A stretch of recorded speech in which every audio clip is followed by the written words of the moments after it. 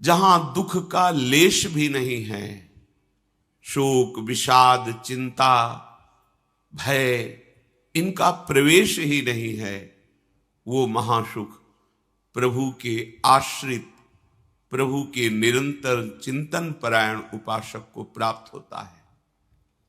उस उपासक को कभी भी किसी भी तरह की ना जीवन निर्वाह की चिंता करनी पड़ती है, ना परम पद की चाह ही करनी पड़ती है। जैसे पिता की संपत्ति पर पुत्र का स्वयं अधिकार हो जाता है, ऐसे भगवदाश्रित अनन्य चिंतन परायण सुख दुख को समान भाव से सहने वाला उपासक परम पद का अधिकारी स्वयं हो जाता है। आवश्यकता है जो श्री भगवान कह रहे हैं कि मेरा तुम अनन्य भाव से आश्रय स्वीकार करो। अन्य भाव ही माया है और अनन्यता ही भक्ति का स्वरूप है। प्रायः सब भक्त ही हैं, क्योंकि हमारी दृष्टि में हमारे प्रभु के सिवा कोई है नहीं, तो सब भक्ति कर रहे हैं।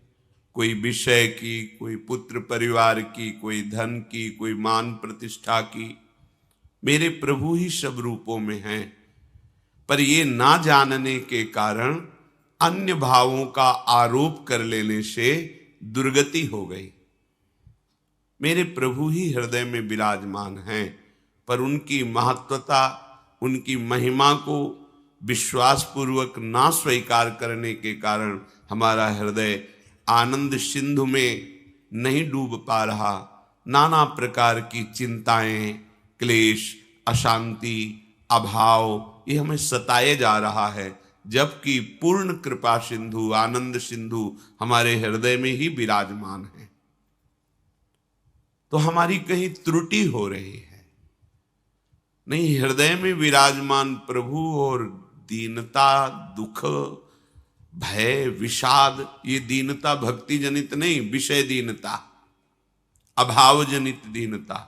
जो भक्ति की दीनता होती, भाव की चरम सीमा है वो, लेकिन ये दीनता विषय प्राप्ति के लिए, कामनाओं की पूर्ति के लिए दैन्य हुआ भटक रहा है।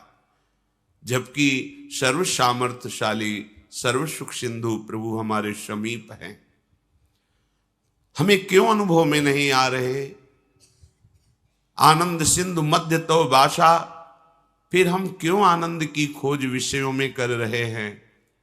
अज्ञान के कारण, अविद्या के कारण। उस अज्ञान अविद्या की निवृत्ति कैसे होगी? मामेव ये प्रपद्यन्ते माया में ताम तरन्ति ते। जो मेरी शरण में आ गया वो माया अविद्या से तर गया, उसके अज्ञान का नाश हो गया। तो प्रभु की शरणागति का स्वरूप क्या है? सर्वभाव से अपने प्रभु को प्रसन्न कर लेना। भगवान वर्णन करते हैं, अनन्यास चिंतयन्तो माम ये जनाः पर्युपासते। मेरी सर्वभाव से उपासना, मन से, वचन से, कर्म से, प्रत्येक चेष्टा से, केवल एकमात्र उपासना का तात्पर्य अपने प्रभु के समीप रहना। हमारा भाव, हमारी चेष्टाएं, हमारी इंद्रियां प्रभु से जुड़ी होनी चाहिए। उपासना अपने प्रभु के समीप ही होनी चाहिए। भली भांति जो उपासना में है, पर्युपासते, अन्य भावों का त्याग करके अनन्य भाव से मेरा जो भजन करते हैं, भली भांति से मेरी उपासना करते हैं, अब उसको योग क्षेम की चिंता की परवाह नहीं होनी चाहिए। ये चिंता परवाह उनको होती जो भगवद आश्रित नहीं होते। स्वयं श्री भगवान कह रहे, योगक्षेमम वहाम्यहम्। लोक परलोक में जो तुम्हें चाहिए वो मैं प्रदान करूंगा, और जो प्रदान किया है उसकी रक्षा मैं करूंगा। तुम्हें बिल्कुल चिंता नहीं करनी, ना साधन की और ना व्यवहार की। इह परलोक सकल सुख पावत। देखो, इतने बड़े मालिक कह रहे हैं, क्षेमम, मैं तुम्हारी रक्षा करूंगा। योगम, जो तुम्हें प्राप्त कराना है वो मैं कराऊंगा, तुम्हें बिल्कुल चिंता नहीं करनी। केवल मेरी शरण में होकर, मेरे आश्रित होकर मेरा अनन्य चिंतन करो। प्रसंग चल रहा था कि पूर्ण शरणागति किसे कहते हैं। उस पूर्ण शरणागति के प्रसंग में कुछ लक्षण अपने लोगों ने श्रवण किए थे। पहला है, हमें शरणागत की तैयारी करनी है, पूर्ण समर्पण प्रभु कर लेते हैं। तो शरणागति तैयारी का पहला लक्षण है नित्य निरंतर अपने प्रभु का अनन्य भजन होना। अपने, हम किसी और का भजन नहीं करें, अपने प्रभु का कर रहे हैं, तभी नित्य निरंतर होता भी है। अपने प्रभु के सिवा मेरा कोई अपना नहीं। इस अपने शब्द में कोई भी वस्तु, व्यक्ति, स्थान, पद, प्रतिष्ठा नहीं आनी चाहिए। अपनापन आपका सुरक्षित केवल प्रभु के लिए हो। हम लोग यहां चूक कर बैठते हैं, किसी न किसी को अपना मान लेते हैं। अपना धन, अपना जन, अपना बल, अपना ज्ञान, अपनी तपस्या, अपना व्रत, अपना नियम। कोई बिरला ही होता है जो केवल प्रभु को अपना मानता है, अपनापन केवल प्रभु को। फिर तो बात बन गई। फिर तो मतलब ऐसी जीवन में दिव्यता आएगी कि आप खुद अनुभव करेंगे। शब्द याद कर लीजिए, अपनापन केवल प्रभु से। दूसरा कोई अपनेपन को ना लेने पावे, यही हमारी सावधानी है। पर हमारे हृदय में जांच करके देखा जाए तो सब जगह अपनापन हो सकता है, लेकिन प्रभु से नहीं।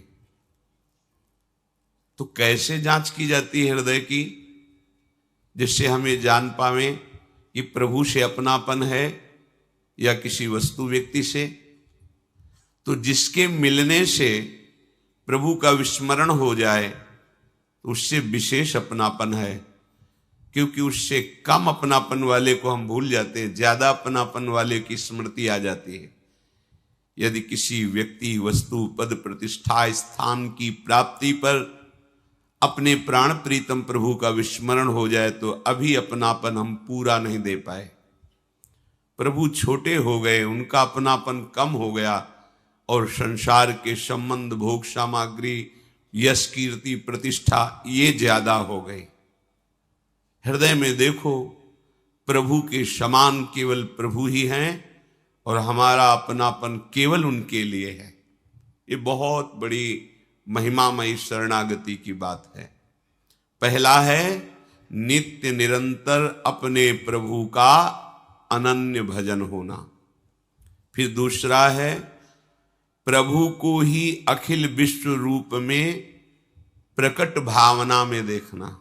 मेरे ही प्रभु, इनकी व्याख्या हो चुकी है। तीसरा है आपसे जितनी चेष्टाएं हो रही हैं, आप यंत्रवत कर रहे हैं, आपके यंत्री, चलाने वाले प्रभु हैं। मैं कुछ नहीं कर रहा, मेरे द्वारा जो कुछ करा रहे हैं वो प्रभु करा रहे हैं। बीच से स्वीकार मत करना, क्रम से स्वीकार करना, नहीं तो आपको भ्रम हो जाएगा। कैसे भ्रम?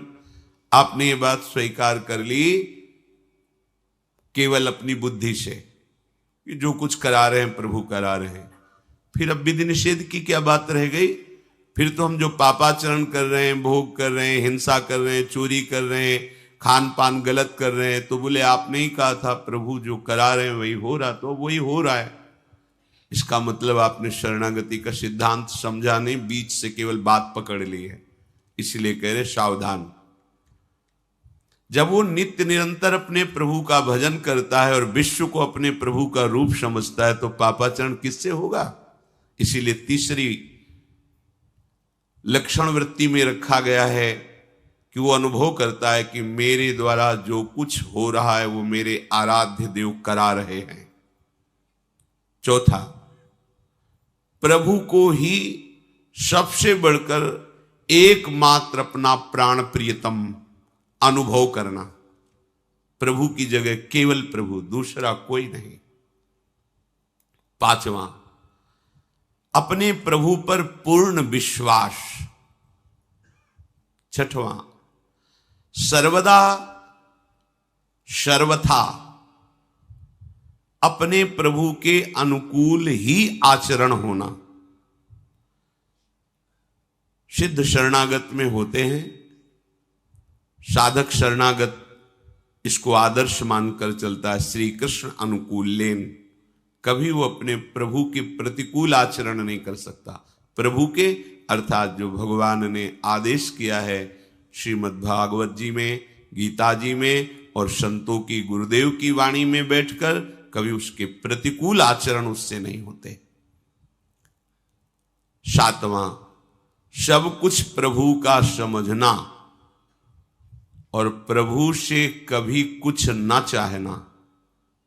हमारा शरणागति, हमारा भजन प्रभु से लेने के लिए नहीं है, प्रभु को प्राप्त करने के लिए है। प्रभु का भजन प्रभु से अपनी कामनाओं की पूर्ति के लिए, चाहे वो मोक्ष कामना ही क्यों न हो, बड़ी प्रशंसनीय है मोक्ष कामना, पर ये प्रेमी महाभागवतों की बात हो रही है जो मोक्ष का भी त्याग कर चुके हैं। प्रभु का भजन केवल प्रभु के लिए करना। अब जब हमारा शरीर, मन, जीवन प्रभु को समर्पित है, तो जिनके प्रति समर्पित है उन्हीं के लिए भजन करना। ये तो समर्पित जीवन। अब हमारा कुछ बकाया ही नहीं रहा, जो कुछ हमारा अपनापन था वो सब प्रभु के चरणों में समर्पित है। तो सिद्ध पुरुष में ऐसी वृत्ति रहती है, पर साधक को ऐसी धारणा करनी पड़ती है, सब कुछ प्रभु का समझना और केवल प्रभु के लिए ही भजन करना, प्रभु से कुछ नहीं चाहना। तो लगेगा फिर क्या भजन का आनंद हुआ? अरे बाबरे, जिसने एक निमिष मात्र में अनंत ब्रह्मांडों का सृजन कर दिया अपने आनंद सिंधु के एक बिंदु के शिखर से, अब वो आनंद सिंधु मिल गया तो अब और क्या चाहिए? कोई चाह ही नहीं रह जाएगी। उस स्थिति में तो आइए। आठवां, प्रभु के प्रत्येक विधान में परम प्रसन्न होना। अब इसकी व्याख्या है। अभी तक जो सूत्र बोले कल इनकी चर्चा हुई थी। ऐसे शरणागत भक्त जो ऊपर के लक्षणों से युक्त हैं, ऊपर के लक्षणों को धारण करने की चेष्टा कर रहे हैं, वे समझते हैं कि हमारे प्रभु का जो भी विधान है वो बड़ा मंगलमय है। कभी अमंगल हो ही नहीं सकता प्रभु के विधान से। पूज्य श्री राधा बाबा, जैसे भगवान सूर्य उपस्थित है तो अंधकार ढूंढने पर भी नहीं मिलता, तो हम भगवान सूर्य को अगर ऐसा कहें कि तुम्हारी ताकत हो तो अंधकार करके दिखाओ, तो वो असमर्थ है, क्योंकि वो जब सामने होंगे तो अंधकार टिकेगा ही नहीं। ऐसे ही अगर विनोद की भाषा में भगवान से कहें कि तुम्हारी ताकत हो तो अमंगल करके दिखाओ, तो भगवान कभी अमंगल कर ही नहीं पाएंगे, उनकी सामर्थ्य नहीं।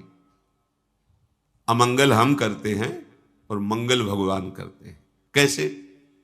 भगवान जब कभी क्रोधित हुए दिखाई देते हैं और उनका वध करते हैं, तो उनको वो परम पद मिलता है जो ऋषि मुनि साधना करके प्राप्त करना चाहते हैं। क्या हुआ? अमंगल हुआ क्या? अरे महामंगल हो गया। तो मंगल भवन प्रभु को अगर कह दिया जाए कि तुम्हारी ताकत हो तो अमंगल करके दिखा देना, तो एक विनोद की भाषा में कह सकते हैं कि भगवान की ताकत ही नहीं कि अमंगल कर सके, क्योंकि वो मंगल भवन है। जैसे सूर्य की ताकत ही नहीं कि वो अंधेरे का दर्शन करा दे, वो चले गए तो अंधकार छा जाएगा। जब तक सूर्य है तो अंधकार नहीं छाएगा। ऐसे जिसके जीवन में भगवान की शरणागति उतर गई। अब हर विधान मंगलमय है, हर विधान। एक मंत्री प्रभु का भजन करते थे और शरणागति के सूत्र को अच्छी तरह समझते थे, तो कुछ भी हो कह देते भगवान की बड़ी कृपा। तो एक दिन राजा शिकार खेलने के लिए जाते ही हैं, जो प्रजा के नाशक पशु हैं, जो रुग्ण पशु हैं, जिनके द्वारा संक्रामक रोग फैलते हैं, उनको वध करके प्रजा को सुरक्षित रखते हैं। उनका शिकार खेलना स्वाद के लिए नहीं होता, प्रजा रक्षा के लिए होता है। मंत्री भी साथ थे, तो किसी पशु का पीछा किया और बड़े आवेश में आए, सावधान नहीं रहे तो प्रत्यंचा से अंगूठा कट गया। उनका मंत्री अंगूठा कट गया, उनको भगवान ने बहुत अच्छा किया, बड़ी कृपा। उनके ये शब्द ही थे, क्योंकि जानते थे भगवान का प्रत्येक विधान परम मंगलमय होता है। बड़ा गुस्सा आया उनका, दुष्ट कहीं का, तो हमारा मंत्री या दुश्मन है, हमारा अंगूठा कटा, तो कहता भगवान ने बहुत अच्छा किया, बड़ी कृपा हुई, इसको बंदी बनाया जाए और तुरंत कड़ी सजा के द्वारा इसे जेल में रखा जाए। राजा का आदेश। उनका बड़ी कृपा महाराज, भगवान की बड़ी कृपा, बहुत अच्छा किया भगवान। पागल हो गया है मंत्री, मंत्री पद से हटा के इसे जेल में रख रहे, कह रहा भगवान ने बहुत अच्छा किया, बड़ी कृपा। कुछ दिन बाद वैद्यों के द्वारा अंगूठा ठीक हुआ। स्वभाववश फिर शिकार खेलने के लिए गए। एक पशु का पीछा किया, जो राज सैनिक थे वो जंगल की गलियों में पीछे रह गए और वो आगे निकल गए। पशु का पीछा करते हुए उधर कोई बलशाली राजा के परिकर बलि देने के लिए पुरुष की खोज कर रहे थे। भद्रकाली को प्रसन्न करने के लिए नर बलि का उन्होंने संकल्प लिया था।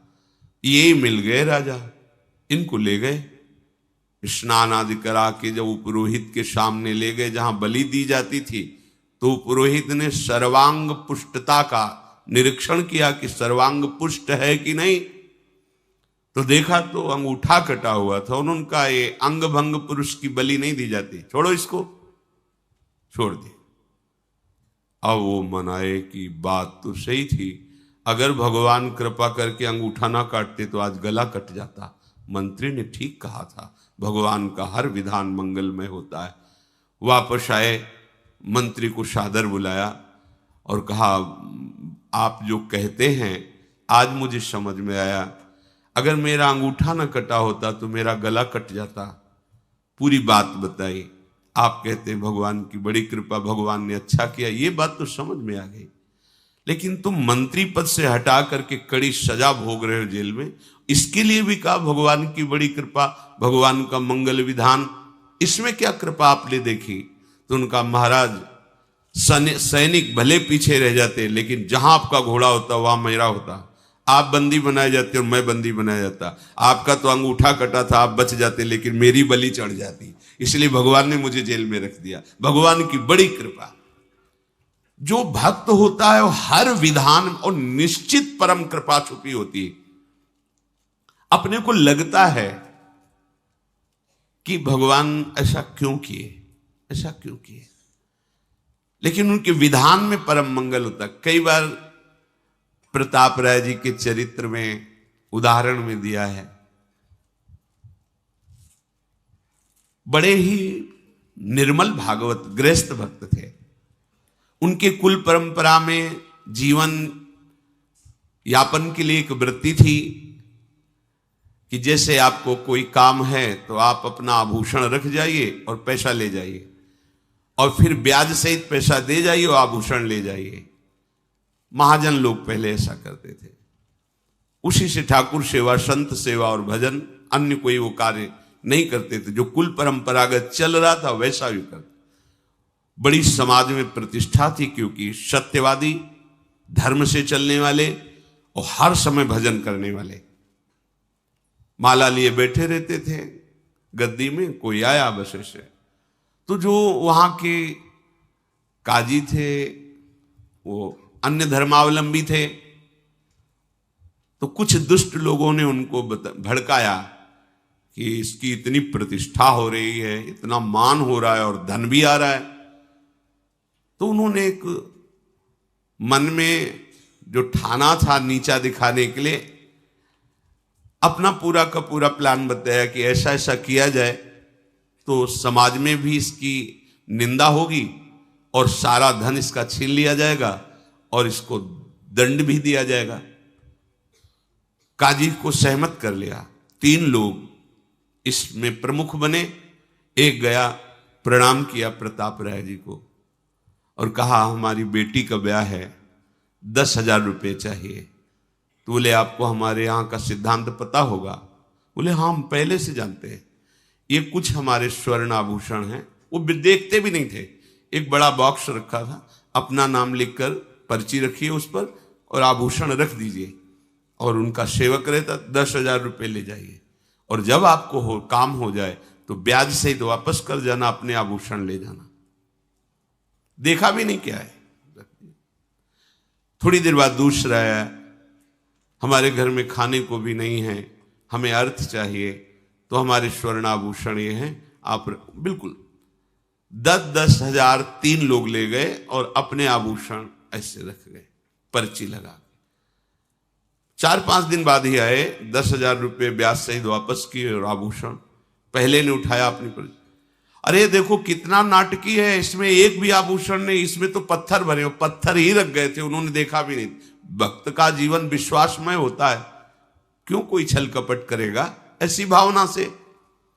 थोड़ी देर में दूसरा गया, थोड़ी देर में तीसरा गया, तीनों ने अरे देखो ये नाटक, हमारा स्वर्णाभूषण हटा करके पत्थर भर के रखा है, हमने तो ब्याज से इसको पैसा दिया। ऐसा थोड़ी देर में काजी को बुला लिया, काजी ने आतंक मचा दिया। बादशाह से दस्तखत करा करके राज सैनिकों के द्वारा पूरा इनका परिवार बंदी बना लिया गया। इन्होंने अपनी पत्नी को कहा ठाकुर जी लो आभूषण लो, पीछे की खिड़की से भाग जाओ, ये कोई भगवान की लीला हो रही है, हमारे द्वारा तो कोई गलती हुई नहीं। बहुत ही उनको अपमानित किया गया।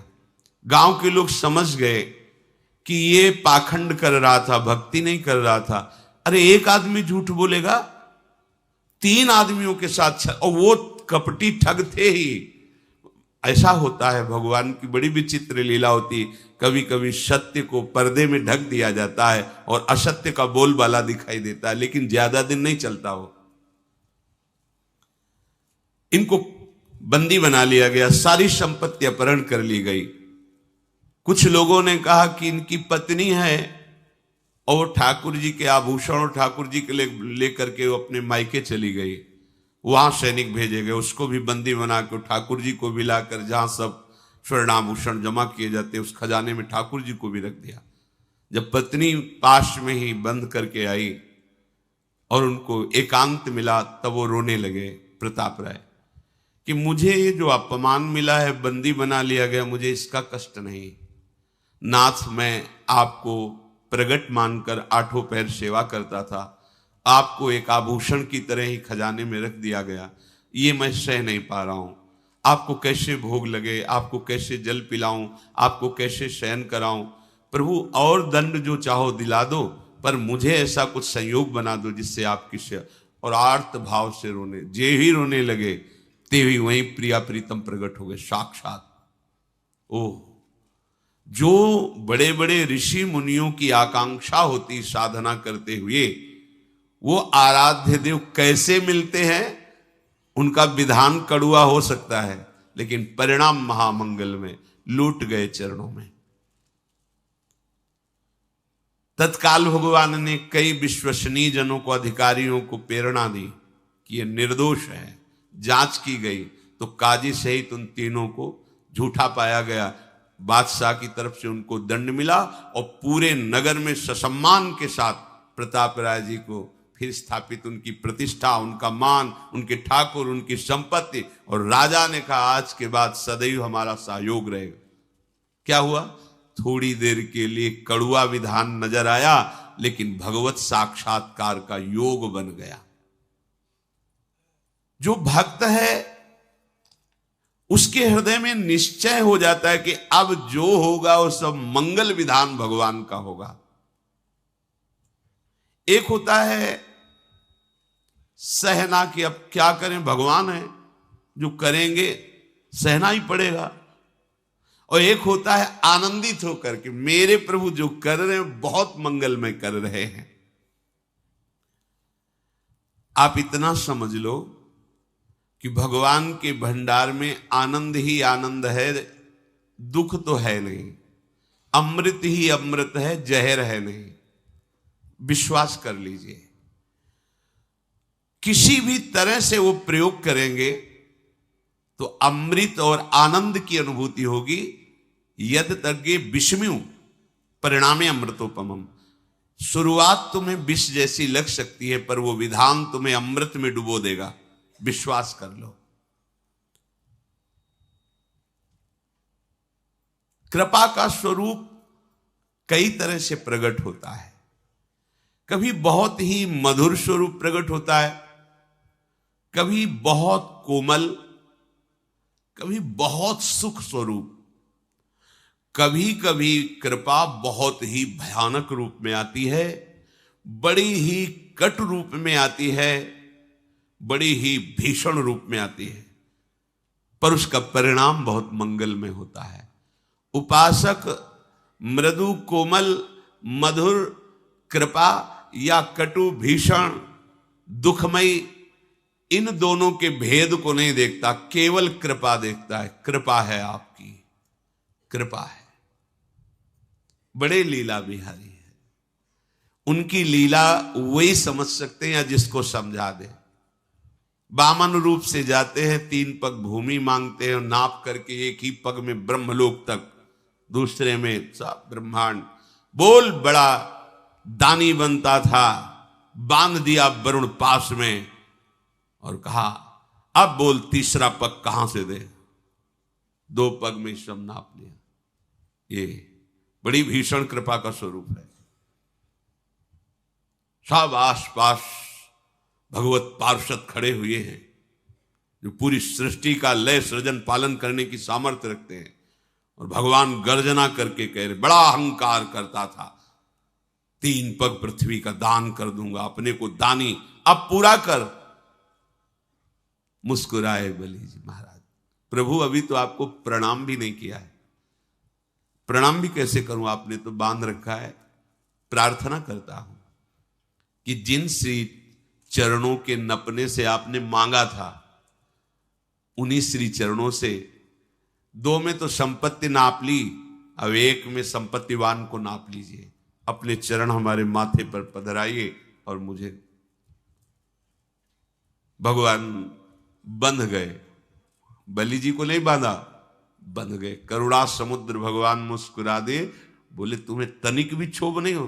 बोले प्रभु क्षोभ किस बात का।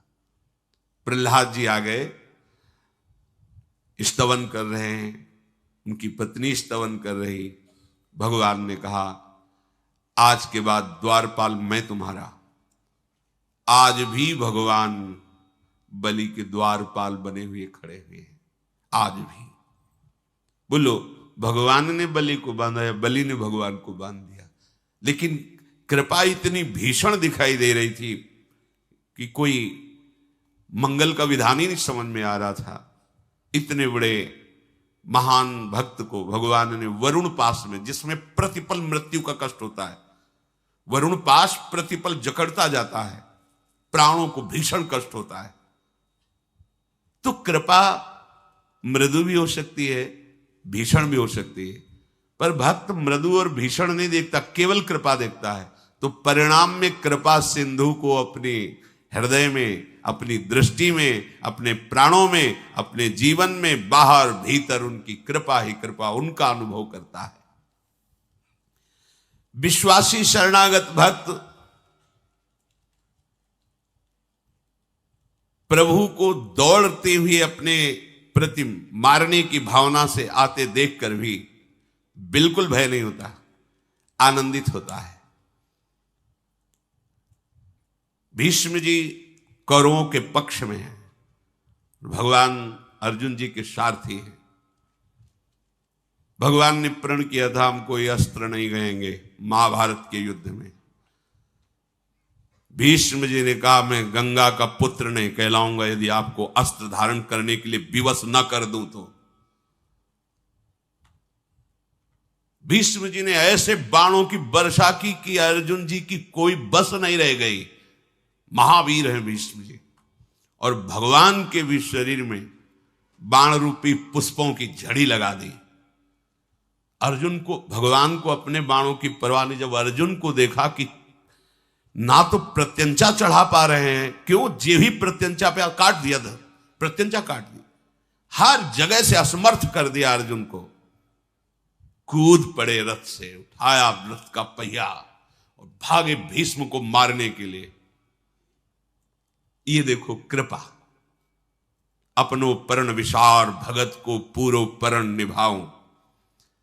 भीष्म जी ने धनुष बाण रख दिया और घुटने टेक कर हाथ जोड़कर बैठ गए और कहा, एहि पुंडरीकाक्ष देव देव नमोस्तुते, मामद्य सात्वत श्रेष्ठ पातयस्व महाहवे, त्वया हि देव संग्रामे हतस्यापि ममानघ, श्रेय एव परम कृष्ण लोके भवति सर्वतः, संभावितोऽस्मि गोविंद त्रैलोक्ये नाद्य संयुगे, प्रहरस्व यथेष्टं वै